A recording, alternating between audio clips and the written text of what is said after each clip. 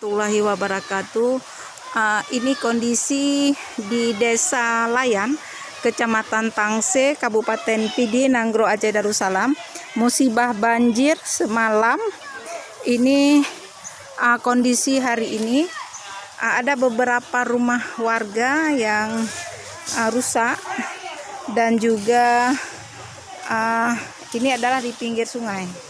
Ya, ini kondisi rumah warga yang imbas dari musibah tersebut. Ini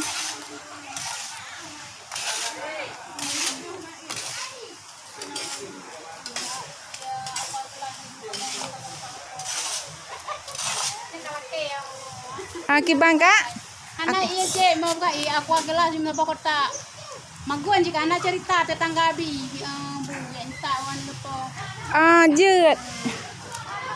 je si a je yu aco no anak iya mau anu buklah hono plunga ati cak nan plung rontang bagian lah barang-barang tempat yang belum man hanya lu talu bu ke bawah je bu tetangga di tetangga tetangga May video, tewa,